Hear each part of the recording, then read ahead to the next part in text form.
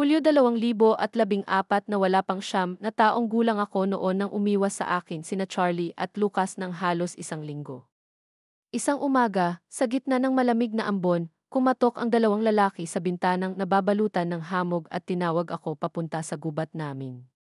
Sumunod ako ng walang tanong. Suot ko pa ang puting damit pantulog habang hawak ang kamay ni Charlie. Kasunod si Lucas patungo sa aming taguan. Alam ko na kung ano ang gusto nilang pag-usapan. Lucy, sigurado akong hindi naman ganun kalala, sabi ni Charlie. Si Lucas lang talaga ang matatakutin. Mabilis lang na tumingin sa amin si Lucas, ang kulot niyang buhok bahagyang bumabagsak sa kanyang noo. Kailangan niyang makita kung ano ang ginawa niya, sabi niya. Ibinaling ko ang tingin ko sa lupa. Malamig. Ang hamog sa makapal na damo ay nagpapadulas at nagpapalamig sa aking mga binti. Ayos lang, niyakap ako ni Charlie habang naglalakad kami sa pagitan ng mga sanga at tuyong dahon. Hindi ako magagalit sa iyo. Kung andoon ako, tinulungan kita. Huwag mong sabihin yan, Charlie, masama ang ginawa ko pagdating namin sa aming taguan. Isang maliit na bahay na gawa sa pinagtagpitagping kahoy at yero, sinusuportahan ng 4 na puno, nauna si Lucas at binuksan ang pinto. Hawak pa rin ni Charlie ang kamay ko nang pumasok kami. May kakaiba sa lugar. Mas madilim ito kaysa dati. Lumingon si Lucas, malamig ang mga mata, parang taglamig. Lucid, Anya. Isara mo ang pinto. 10 taon makalipas parang nagyelo ako sa kinatatayuan ko, parang ang dugo sa katawan ko ay naging marmol. Madilim sa auditorium at umalinggaw sa tenga ko ang boses ni Lucas, gaya noong araw na iyon. Isara mo ang pinto, Lucy, ulit niya. Hindi ko makita kung nasaan siya. Sana naroon si Charlie para hawakan ang kamay ko. Nanginig ang mga tuhod ko habang dahan-dahan kong itinulak ang mabigat na pinto hanggang sa tuluyang masarado at mawala ang liwanag. Pagkapit ng kandado, may biglang bigat na dumagan sa likuran ko. Napasinghap ako, hindi ko mailabas ang sigaw. Kailangan kong malaman, Lucy, hinawakan ni Lucas ang mga pulso kong nakadikit pa sa pinto at pinaharap ako sa kanya. Napasandal ako sa matigas na kahoy ng pinto, halos maramdaman ko ang hapdi sa likod ko. Lucas, ipinapangako ko sa'yo, hindi ko, naputol ang mga salita ko. Sumiksik sa isip ko ang sinabi ni E.C. Whitlock at ang nakakatakot na liham. Hindi ako sigurado kung kaya ko pa bang ipaglaban ang sarili kong pagiging inosente. Hindi mo ba naisip na baka nagdurusa ka sa dissociative amnesia? Hindi maaari. Lucy, ang mahal kong Lucy, hindi mo ba naaalala kung paano mo pinatay si Charlie White? Hindi ko gagawin yon. Sabihin mo sa akin, Lucy. Kailangan kong malaman, ulit ni Lucas, ibinabalik ako sa kasalukuyan. Mula sa mataas na bintana, pumasok ang mahina ngunit mainit na liwanag. Ang alikabok ay tila mga bituing sumasayaw sa hangin. Sa sinag na iyon, si Lucas ay parang multo, maputla, malamig, hindi ganap na totoo. Ngunit ang mga mata niya iyon pa rin. Ang parehong mga matang nagyelo 10 taon na ang nakalipas. Akala ko hindi ko na muling makikita iyon. Nangako kaming tatlo noon na kalimutan ang nangyari sa gubat. Mahal ko si Charlie, pakiusap ko. Parang mga kapatid ko kayong dalawa. Kambal ko siya. Kaibigan ko. Bakit ko naman hindi ko alam kung para sa kanya o para sa sarili ko ang mga salitang iyon? Yan ba talaga ang gusto mong sabihin, malamig niyang tugon? Hindi yan ang gusto kong marinig. Kung ganoon, ano ba ang gusto mong marinig, halos pakiusap ko na. Ano nang sinabi niya sa'yo noon? Nanigas ako. Hindi na gumalaw ang hininga ko. Sabihin mo, Lucy, ulit niya. Ano nang sinabi sa'yo ng kapatid ko noon? Kumibot ang labi ko ngunit pilit kong pinigilan ang luha. Lucas, mangako ako sa kanya hindi ko pwedeng sabihin. Sabihin mo. Umiling ako. Mahigpit kong pinipigil ang mga salitang gustong kumawala. Sabihin mo, sigaw niya. Mabilis niyang inabot ang aking liig, hindi para saktan ako, kundi para punitin ang kwintas ko. Tumama ito sa sahig, pumutol ang kadena. Nanlaki ang mga mata ko. Pinilit kong itulak siya, pero masyado siyang malakas. Nagpumiglas ako, nagwawala, pero hindi siya bumitaw. Lucy, kalma lang, sigaw niya. Pero hindi ko mapigilan. Hindi ko kayang mawala na naman ang kwintas na iyon. Pagod na akong mawalan ng mga bagay. Lucy! Nang hindi siya pinakinggan ng mga salita, niyakap niya ako. Katahimikan. Ang mga braso niya ay dahan-dahang bumalot sa akin hanggang sa manghina ako at bumagsak sa sahig. Kasama niya akong naupo at nanatili kaming magkayakap. Nami-miss ko siya, Lucy, bulong niya sa aking buhok. Gusto ko lang malaman kung ano talaga ang nangyari. Mabait na bata si Charlie. Hindi ko matanggap na may pumatay sa kanya. Pumikit ako at niyakap ko rin siya pabalik. Ang totoo ng kanyang tinig ay tuluyang bumasag sa huling pader na pinanghahawakan ko. Sa tingin mo ba ako ang pumatay sa kanya? Wala rin akong pasok bukas. Sa wakas, ito na siguro ang pagkakataon ko para hanapin siya at sabihin kung gaano ako nagsisisi sa lahat ng nangyaring gulo. Paglingon ko kay Lucas, malamig pa rin ang mga mata niya, parang taglamig. Pero hindi iyon galit na lamig, kundi yung uri ng lamig na dala ng kalungkutan, parang hampas ng hangin sa isang lupang walang buhay. Kaibigan kong Lucas, gaano karaming sakit ang kinikimkim mo? Umaasa ka rin bang babalik si Charlie, gaya ko? Mayroon ka pa bang nakakausap ngayong wasak na ang pag-asa mo? Salamat, Lucas. Tumuntong ako sa mga dulo ng paa ko at hinalikan siya sa pisngi, gaya ng dati naming ginagawa noon ni Charlie noong mga bata pa kami. Nanlaki ang mga mata niya at inilapat ang palad sa pisnging hinalikan ko. Bakit ka nagpapasalamat? Siguro natakot talaga kita. Umiling ako. Hindi, sa palagay ko ako ang nakatakot sa'yo, sagot ko. Sana matagpuan mo kung sino ang may kagagawa nito. Ngumiti siya, isang iting parang anino, malamlam, mahirap basahin. Siyempre, Starling. Kahit pa ikamatay ko. Nakasanayan ko ng laging walang pasok tuwing Sabado. Batas iyon ni Charlie mula noong nagpa-part-time job pa kami sa high school. Ginagamit ko ang libreng oras na ito sa paglalaba at paglilinis ng bahay. Pagkatapos noon, bumababa ako sa eskinita sa tabi ng gusali. Hello, Chaucer, Orwell, Eliot, Batico. Miu! Agad na tumakbo papunta sa akin ang tatlong pusang gala, nakataas ang kanilang mga buntot. Gutom na ba kayo? Nilagyan ko ng pagkain ang mga mangkok na iniwan ko para sa kanila. Si Chaucer, ang orange na pusang tabi, ay kumiskis sa mga medyas kong puntas habang dumadaan. Kinalmot ko siya sa likod ng tenga niya, yung paborito niyang parte. Pagsapit ng dapit hapon, huminto si Lucas sa tapat ng gusali. Tara na, sabi niya. Tinitigan ko ang motor niya. Ligtas ba yan? Subukan mo at malalaman mo. Iniabot niya sa akin ang helmet, parang nag-aalok ng payapang kamatayan. Tinanggap ko iyon na may ngiti. Hinampas ng hangin ang buhok ko habang bumabagtas kami sa gitna ng syudad. Tuwing titigil kami sa ilaw trapiko, binubuksan niya ang visor ng helmet niya at nakikipagkwentuhan. Yan ang suot mo papunta ron, tanong niya, may bahagyang ngiti sa labi. Tumingin ako sa sarili ko. Suot ko ang paborito kong puting blouse na may birdang wildflowers sa kwelyo, pleated skirt, at ang klasikong Mary Jane block heels na bihira kong gamitin. Pupunta lang naman ako ron para hanapin si Bianca, sabi ko. Hindi ko talaga alam kung ano ang dapat isuot sa mga ganitong okasyon, at tuwing sinusubukan kong magbihis ng maayos, sinasabi ni Bianca na ayos lang daw ako sa kung ano man ang suot ko. Ah, may pulang laso tayo ngayon, ha, tukso ni Lucas. Hinaplos ko ang tali ng laso sa likod ng ulo ko. Iyon ang parehong laso na ibinigay sa akin ng student body reps noong birthday ko, kasabay ng tsokolate. Ang bilis mong humusga, samantalang ang alam mo lang isuot ay mga hoodie na nakatupi ang manggas, ganting biro ko. Natawa si Lucas. E paano ko naman maipapakita ang mga tattoo ko? Ang mahal kaya noon. Umiling ako sa kanya, natatawa. Dumaan kami sa kalsadang katabi ng ilog. Naroon pa rin ang mga pulis, may mga dilaw na tape na nagbabawal lumapit sa tubig. Kung nag-resign ka sa library dahil sa akin, huwag mo nang gawin. Ako na lang ang magre-resign. Nauna ka namang nagtrabaho doon, sabi ko nang dahan-dahan kaming dumaan sa mga kumikislap na pulang at asul na ilaw. Hindi dahil sa'yo.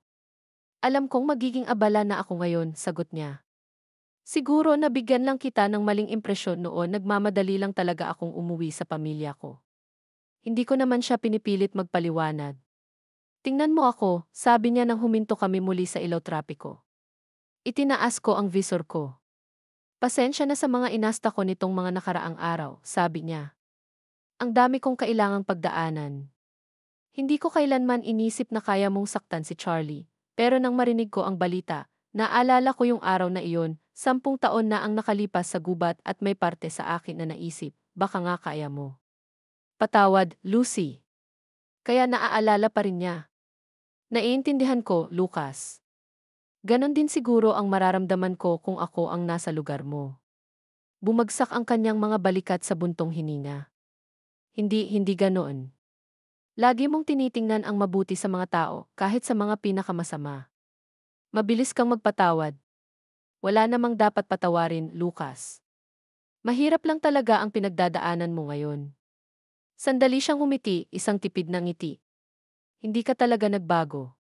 Akala ng iba pa bago-bago ka ng isip, pero para sa akin, wala pa akong nakitang mas matatag kaysa sayo. Pinaglaruan ko ang nakalaylay na sinulid sa palda ko. Hindi naman sa mayroon akong matinding prinsipyo o moralidad na sinusunod. Pinipili ko lang maging masaya. Araw-araw, paggising ko, iyon ang pinipili kong gawin. Walang sinuman ang pwedeng kumuha noon sa akin. Iyon lang ang bagay na hindi ko kayang mawala. Lumaki kang mabuting tao, Lucas, sabi ko na may ngiti. Ang batang kilala ko 10 taon na ang nakalipas ay may mabilis na init ng ulo at hindi marunong humingi ng tawad. Kumikinang ang araw sa kanyang mga mata. Madilim na nang makarating kami sa lugar ng orientation party, isang bar na tinatawag na Downtown High Race. 2 palapag ito, ang ibabang palapag para sa mga first at second year, at ang ikalawa para sa mga legal na umiinom. Pagpasok namin, punong-puno ang lugar. Kumikislap ang mga neon lights sa bawat sulok. Tumutugtog ang urban beat sa gitna ng tawanan at ingay ng mga umiinom at naglalaro. Makikita mo ba si Bianca? Tanong ko kay Lucas. Mas madali siguro niyang makita siya kaysa sa akin, kahit pa naka-heels ako. Baka umakyat siya sa second floor. Ako na ang titingin doon. Ikaw, hanapin mo dito sa baba. CJ. Naglaho siya sa gitna ng mga tao habang ako'y nanatili. Tinitigan ko ang mga taong nagsasayawan at nagkakatuwaan at may bahagyang inggit akong naramdaman. Matagal ko nang gustong sumayaw sa ganitong lugar, kahit wala akong sense of etiquette. Biglang bumukas ang isang pinto sa likod at nakuha ang pansin ko. May babaeng nakasuot ng minidress na palabas, halatang lasing at may lalaking sumusunod. Nakaponitil siya at may pamilyar na purple armband, si Bianca. Tinulak ko ang sarili ko papunta sa kanila. Paglabas ko sa pinto, sinalubong ako ng malamig na hangin ng gabi. Madilim ang eskinita, may mga kahon at basurahan sa gilid ng pader. Si Bianca ay nakayuko sa isang sulok, halatang masusuka. Lumapit ang lalaki sa kanya. Hindi ko alam na ganito kakabilis malasing, natatawang sabi niya. Ako na ang bahala sa kanya. Uy, ayos lang ba kayo? Tanong ko habang papalapit. Sumimangot ang lalaki. Ako na ang bahala.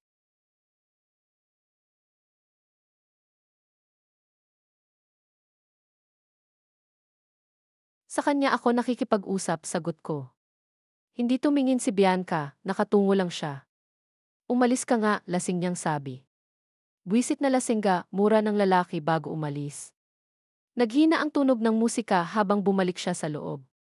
Maingat kong nilapitan si Bianca at hinaplos ang likod niya. Hindi ko alam kung ano ang dapat kong sabihin, pero gusto kong matiyak na ayos lang siya. Gusto mo bang hawakan ko buhok mo? Tanong ko.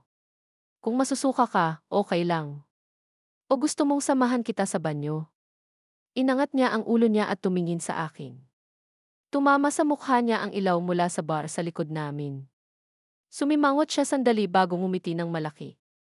Lucy, si Lucy. Miss na miss kita ah. Tumayo siya at niyakap ako ng mahigpit, halos mapatumba ako sa bigat niya. Gusto mo na kitang ihatid pa uwi, sabi ko. Hindi ka na okay. Huwag kang maglakas loob, tawa niya.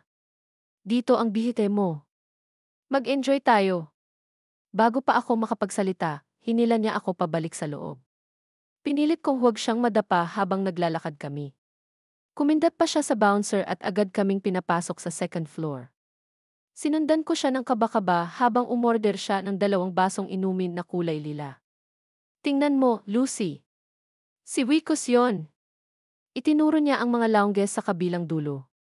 Nandoon ang 6 na student body reps, abala sa pag-uusap ng tila seryosong bagay. Tara na! Siniko niya ako at dumiretso sa kanila, hindi man lang nagbayad sa inumin. Nahihiya ako kaya nag-abot ako ng bayad sa bartender. Bago pa ako makasunod kay Bianca, may inabot na inumin ang isang lalaki, kulay berde, parang lason. Para sa'yo, sabi niya. May nagpadala. Ako, tanong ko. Sino? Wala akong ideya. Umalis din agad. Tumingin ako sa paligid pero walang kapansin-pansin. May malamig na kilabot na gumapang sa braso ko habang kinukuha ko ang baso. Napansin kong may nakabalot sa straw, akala ko papel lang ng straw, pero sulat pala. Parang tumigil ang tibok ng puso ko. Nanginginig kong binuksan ang papel. Lucy. Lovely Lucy. Ano nang ginagawa mo rito? Magdadagdag ka na naman ba ng isa pang biktima sa listahan mo? Nanlamig ang sikmura ko sa nabasa ko. Hindi pa tapos ito. Isinilid ko ang papel sa maliit kong bag at mabilis na tumingin sa paligid, iniwan ang berdeng inumin sa mesa. Isang sulat, sige, baka isa lang itong nakakatakot na biro. Pero dalawa? Iyon nga ang dahilan kung bakit ako pinaghinalaan ng pulis noong una. At ngayon paano kung galing ito sa totoong pumatay? Ibig bang sabihin, nasa lugar siya ngayon? Napatitig ako kay Bianca na naglalakad papunta sa mga student body reps. Nasa kalagitnaan ng usapan sina Jace at Wikos nang yakapin ni Bianca si Wikos mula sa likod. Kumaway siya sa akin pero umiwas ako at sinuri ang kabilang bahagi ng bar. Walang kakaiba. Nasaan si Lucas? Kailangan kong sabihin sa kanya ito. Napatigil ako sa pag-iisip. Kung ipapakita ko sa kanya ang sulat, baka isipin niyang ako na naman ang pumatay at ngayon pa kaming nagkakalapit ulit. Ayokong mawala ang samahan namin. Kinagat ko ang hinlalaki ko. Bigla na lang may humila sa akin mula sa likod. Napaikot ako sa gulat. Grabe, parang nakakita ka ng multo, tanong ni Bianca. Halika, gusto kong maglaro ng drinking game. Sasali daw si Wikos. Pero si Jace pumayag lang kung papalitan ko ang inumin ko ng walang alkohol. Ang talaga. Wala pa rin ako sa wisyo. Uy, palit tayo. Alam ko namang hindi ka umiinom, sabi ni Bianca at inabot ang baso niya sa akin.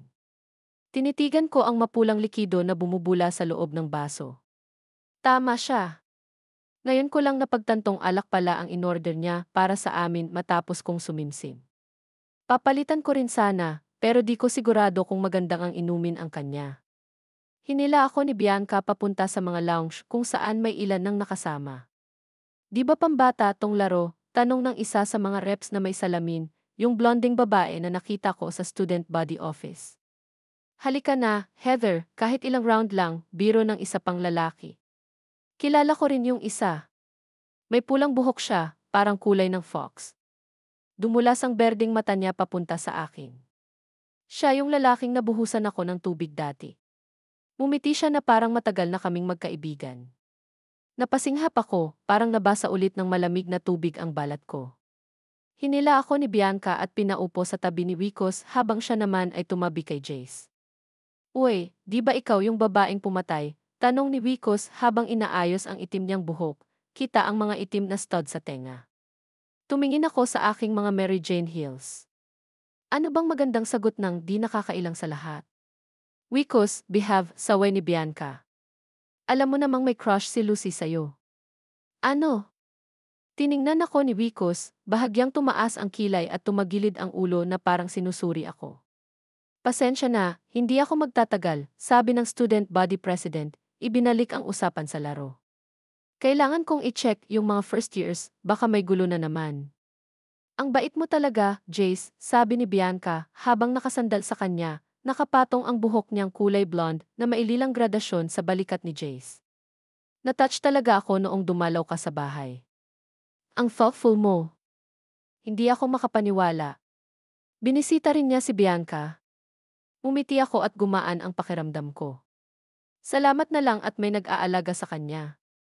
Nagsimula ang laro at kanya-kanya silang round. Tahimik lang akong nakikinig. Mukhang nagsimula sila sa ibang laro pero masyadong komplikado kaya lumipat sila sa truth or dare. Makalipas ang ilang sandali, napatingin ako sa ibang estudyante sa bar. Ang ilan ay nagsasayawan, ang iba naman ay naglalaro ng bilyar. Nasaan si Lucas? Umalis na ba siya? Tiningnan ko ang oras sa aking telepono. Sana kinuha ko na lang ang number niya. May hinihintay ka? Paglingon ko, yung lalaking may pulang buhok, yung mukhang laging nakangisi, ay nakaupo na sa tabi ko. Iniisip ko lang kung nandito pa ang kaibigan ko, sabi ko. Lalaki. Isinipat niya muna ang sapatos ko, tapos umakyat ang tingin hanggang sa lig ko bago tumingin ulit sa mga mata ko. Hindi ko tipo, mahina niyang sabi. Pero pwede kitang ipakilala sa mga kaibigan ko kung nalulungkot ka. Yumuko ako at pilit nang umiti. Ayos lang ako, salamat sa alok. Kahit nakakaasiwa siya, mukhang matalas ang obserbasyon. Siguro nga naaawa lang siya dahil sa nangyari dati. Uy, Michael, tawag niya. Lumapit ang isang lalaking malapad ang balikat at makapal ang leg. Yo, what's up, Silas, bati niya. Naamoy ko agad ang alak sa hininga niya kahit malayo. Mapula ang mukha at medyo lutang ang tingin. Hi, bati ko. Dumaan ang dila niya sa ngipin bago siyang umiti. Ganda mo. Bigay mo number mo. Natawa si Silas, yung may pulang buhok. Uy, siya yung sinasabing pumatay daw ng mga tao, di ba? Sabi niya. Kumamot sa batok si Michael. Wala yan, sabi niya. Masarap siguro yung medyo baliw. Yesens, paano kung ikaw naman ang mawala, biro ni Silas. Tapos na pangarap mong sumali sa nationals. Di naman ako makakapasok dun, alam mo yan, sagot ni Michael. Ang gagaling ng mga kasama ko. Sila yung may pinakamahusay na pitcher at batter. Ano pa natira sa amin? Habang lumalakas ang tama ng alak, lalo siyang naging madaldal. Sunod-sunod ang reklamo, bawat isa sinasabayan ng lagok ng beer. Di ka ba naaawa sa akin, sabi niya sabay pout. Bigay mo na number mo. Kung tatanggi ako, maiinis ba sila? Sige, sabi ko.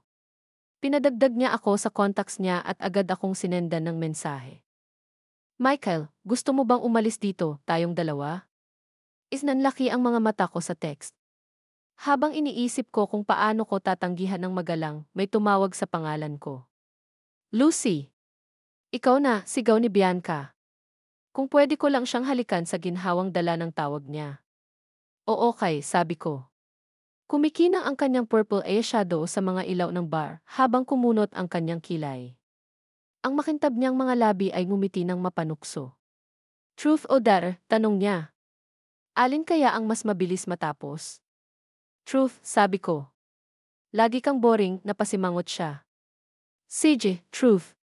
Sino ang huling nakausap ni Charlie? Tumigil ang tawanan at mga bulungan sa grupo. Lahat ng mata ay nakatuon sa akin.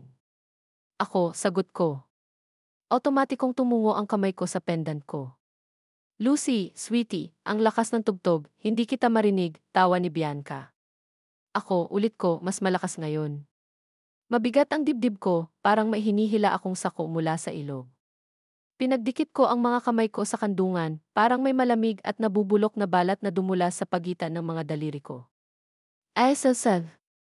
At sino, sa mismong birthday niya, ang pumasok sa ilog at aksidenteng natagpuan ang bangkay niya. Hindi ko magawang tumingin sa kahit kanino, pero ayokong maging alangan ang lahat. Ako, ulit ko.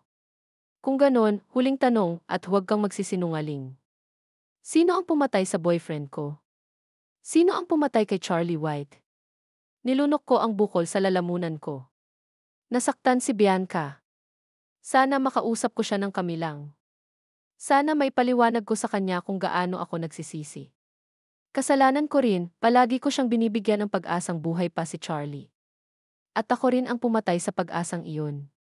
Wala akong karapatang magalit sa kanya. Ang boring ng mga tanong mo, sabat ni Jace. Tumayo siya at inayos ang jacket. Ako na lang ang magtatanong bago ko tingnan ang mga first years. Truth, ano ang pinakakinatatakutan mo? Mahuli, singit ni Silas, nakangisi. Tumawa ang ilan at pilit din akong natawa. Ano nga ba ang tunay kong kinatatakutan? Madali lang ang sagot. Iyon ang parehong bangungot na nagpupuyat sa akin gabi-gabi. Ang mawala ang mga taong mahal ko, sagot ko. Tumigil ang lahat. Tahimik ang grupo. Tiningnan ko sila at nakita kong bahagyang kumunot ang mga noo nila. Pati si Silas na laging nakangisi ay tila natigilan. Si Jace lang ang nakangiti, pero hindi gaya ng dati, hindi umabot sa mga mata niya. Wala man lang ahas o gagamba, biro niya. Umiling ako, ginantihan ang ngiti niya. Hindi sila nakakatakot. Hindi lang sila naiintindihan, sagot ko. Tumawa siya. Hindi ka talaga naubusan ng gulat, Lucy Starling, sabi niya. Sige, pupunta muna ako sa baba. Pagkaalis ni Jace, nagbago ang mood ng grupo. Lumipat si Bianca sa tabi ni Wikos, nagtatanong kung kailangan daw niya ng bagong inspirasyon para sa sining niya. Uy, andyan si George, sigaw bigla ni Michael, medyo lasing na. Lumingon ako. Nanlaki ang mga mata ko, si George nga, ang stepbrother ko. Nakikipag-usap sa dalawang babae sa may billiard stable. Dapat malasing ko yun bago niya maagaw lahat ng babae. Tawa ni Michael habang bitbit ang dalawang baso at nagmamadaling tumayo. Naiwan akong nasa pagitan ni Wikos at Silas. Si Wikos ay abala kay Bianca. Pagtingin ko kay Silas, nakatitig siya sa akin, parang naghihintay na may gawin akong masama. Kinabahan ako.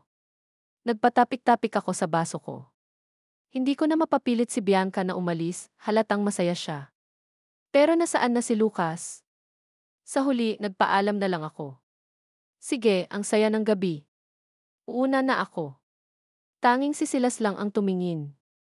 Sinundan ng mga mata niya ang bawat hakbang ko hanggang sa makapasok ako sa banyo. Huminga ako ng malalim. Namumula ang pisngi ko mula sa alak. Sa ilalim ng neon blue lights, parang mas buhay ang mga kulay sa mga mata ko. May mga babaeng pumasok, nagtatawanan tungkol sa isang lalaki. Pinanood ko sila sa salamin, ganoon din kami ni Bianca noon. Ayos ko ang pulang ribbon ko at lumabas. Pagtingin ko sa paligid, wala pa rin si Lucas. Pagbaba ko sa ground floor, nakita ko si Jace. May hawak siyang estudyanteng lasing, si Michael, basang-basa ang damit at namumula ang mukha. Halika, ihahatid na kita, sabi ni Jace. Napangiti ako. Ang bait talaga niya. Sumunod ako palabas. Pero pagdating ko sa labas, wala na sila. Huh! May nabangga akong matigas na dibdib. Ah, sorry, sabi ko agad. Hinawakan ako ni Jace sa mga braso. Hindi kasalanan ko, sabi niya. Kumikinang ang pulang ilaw sa mukha niya, at sa sandaling iyon, parang dumilim ang paligid. Anong ginagawa mo rito? Tanong niya. Nakita ko kayong palabas, gusto ko lang tumulong. Nawala ang ngiti niya. Nakita mo kami? Phew! Tahimik siya. Tumingin ako sa sahig. Salamat nga pala sa ginawa mo kanina, sabi ko. Sa laro. Naging awkward na talaga. Walang anuman, sagot niya. Tahimik. May dugo ka, sabi ko, tinuro ang mansa sa manggas niya. Nasugatan ka ba? Mabilis niyang hinila palayo ang braso niya. Wala to, may inawat lang akong away. Biglang lumamig ang tono niya. O, sagot ko, parang hindi na dapat tumagal pa. Sige, babalik na ako. Pero hinawakan niya ang braso ko. Wait, sabi niya. Tumingin ako. Eh, yung alok mo dati, sabi niya, medyo nag-aalangan. Tungkol sa date. Pwede pa ba yon? Tumigil ang mundo.